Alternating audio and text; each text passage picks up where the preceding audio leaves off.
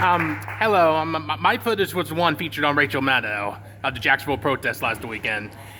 My question is, here in Alabama, we lack the media infrastructure for Democrats.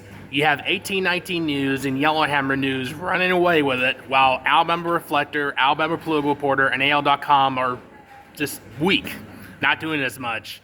And it's talk radio as well. I've been attacked by Dale Jackson and Yafferty and all the right-wing hosts myself. Democrats need to get media infrastructure in place in this state if they want to win these big statewide races. Because a lot of these people, they listen to radio in their car. They watch ABC 3340 and Sinclair and all the right-wing stuff. If Democrats want to win these big statewide races like governor and all these legislative races, they need to have the media infrastructure. But instead, we're seeing newspapers close down. Here in Anniston Star has quit mostly doing politics altogether. And without that, Democrats, they have to try to rely on social media, and we know how that goes in this state. So my opinion is Democrats need media infrastructure in this state. We need to build new media infrastructure, especially to reach young people, because they're going into this manosphere and all that stuff too, if they want to win. No, look, it wasn't a question.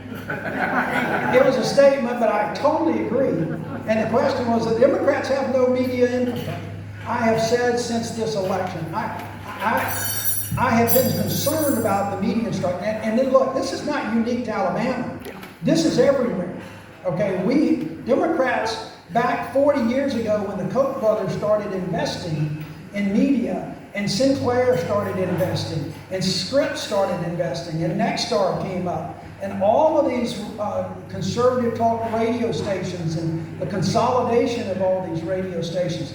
Democrats just sat back and let it happen. We every 2 years, we rent the airways that they own 24/7, 12 months out of the year. So the question is, how can we do this? How can we build our own infrastructure? We can't. It takes billions of dollars in 40 or 50 years. So we're going to have to start one step at a time and do the things that we can. But the one thing I believe we can do is I believe we can use some of the existing and evolving platforms that are out there. Social media is one. YouTube Live is another one. Not YouTube Live, that's kind of television, but YouTube, Substack. Some of these I think that Democrats can do. We have got to be able to go where people are. And by that, I've said that for a long time. But what I meant when I've said it in the past was that we need to go where people's circumstances are. We need to go to where that single mother who has to take her children to the emergency room for routine health care, we need to talk to her in her circumstance. But not today, we literally need to go where they are. We need to go to the sports shows. We need to go to the wrestling, the World Wrestling. We need to go out to Talladega and NASCAR. We need to go to these places because folks don't get news anymore. We grew up, or a lot of you in this room that are my age or a little bit younger, grew up with the Walter Cronkites and the David Brinkleys of the world. And that's where we got our news. And we got our news from the Anniston Star, who would run national news stories, but they would also talk about who the homecoming queen was. And what was going on at the city council and what was going on in your neighborhoods. We don't have that anymore. And people are not getting news. They don't watch CNN, they don't watch MSNBC. A lot of people don't even watch Fox. They think they do, but they don't even watch Fox. Yes, I agree. But they are listening to things. They're listening to podcasts, and they're listening to live shows, and they're not listening about, well, Joe Rogan doesn't talk about politics. He talks about sports. He talks about everything but politics, but occasionally he slides in the sports shows. The other day I was talking to my former legislative director, who's now Senator Warnock's chief of staff. And I was calling because there's a concern, there's a bill pending in Congress, it's part of the reconciliation bill, that I've got a real concern about on a tax issue.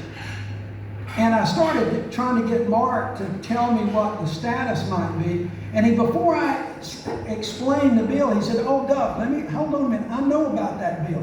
He said, "You know, I listen to a lot of sports podcasts, and every 5 minutes there is an ad coming on from somebody saying, call Senator Tillis, get your congressman to call Senator Tillis and support Senator Tillis's bill on this." And I'm thinking, we're nowhere in those platforms. So we got to be, I think, a little bit more thinking outside the box. And we got to figure out, again, I think so much is local and so much is personal. What y'all need to be doing here is not worrying about CNN and MSNBC.